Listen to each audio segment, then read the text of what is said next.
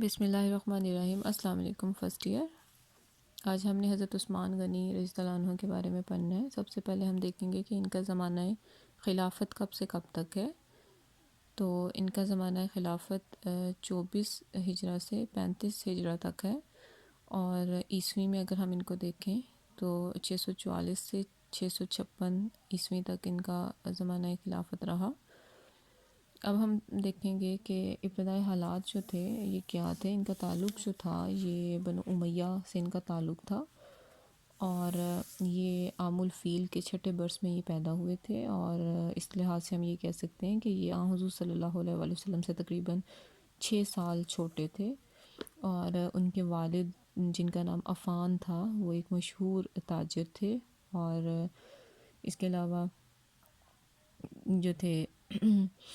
انہوں نے جو ہے وہ اپنی وفات کے بعد اپنے اکلوتے بیٹے عثمان کے لیے جو ہے وہ کافی رقم وراثت میں چھوڑی تھی، اور آپ کی جو والدہ تھیں وہ حضور صلی اللہ علیہ وآلہ وسلم کی پھپھو ذات بہن کی بیٹی تھیں، جن کا نام اردسا بنت قریظ تھا۔ اور عفان جو ان کے والد تھے، جب ان کی وفات ہوئی کے بعد انہوں نے آپ کی والدہ نے عقبہ بن ولید سے شادی کر لی تھی، اور حضرت عثمان نہایت نیک سیرت اور فیاض طبع انسان تھے، اور ہر لحاظ سے جنہیں کہا جا سکتا ہے کہ یہ ایک مکمل شخصیت کے مالک تھے۔ ان کو جو ہے قبول اسلام جو انہوں نے کیا، حضرت عثمان حضرت ابوبکر صدیق رضی اللہ عنہ کے دوستوں میں سے یہ تھے، اور انہوں نے ان کے ساتھ ہی جو تھا وہ مشرف بہ اسلام ہوئے تھے، یعنی سب سے پہلے اسلام قبول کرنے والوں میں سے آپ کا نام آتا ہے، اور آپ کو جو ہے وہ ذل نورین کہا جاتا ہے۔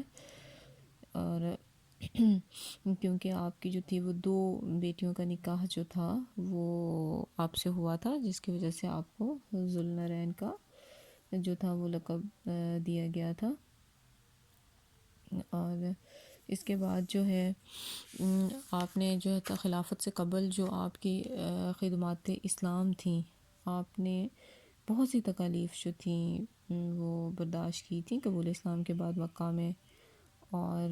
یعنی کہ آپ نے اپنے ہی خاندان کے بہت سے لوگوں کے آپ نے ظلم سہتے رہے تھے، اور مدینہ میں آپ کو شاعر اسلام حضرت حسان بن ثابت کے بھائی اوس بن ثابت کا بھائی بنا دیا گیا تھا، اور آپ نے بہت جلد جو تھی وہ تجارت شروع کر دی تھی، اور اس کے بعد آپ نے بیر روما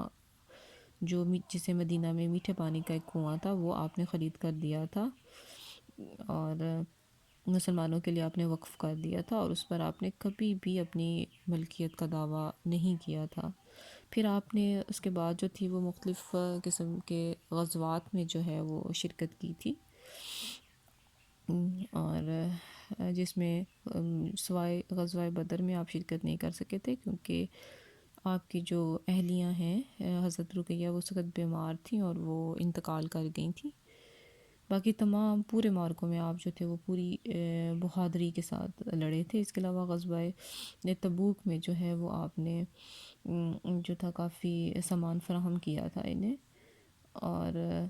یہ وہ تمام امتیازی ان کے وہ چیزیں ہیں جو آپ نے خلافت سے قبل جو ہے خدمات اسلام کے لیے سر انجام دی تھیں۔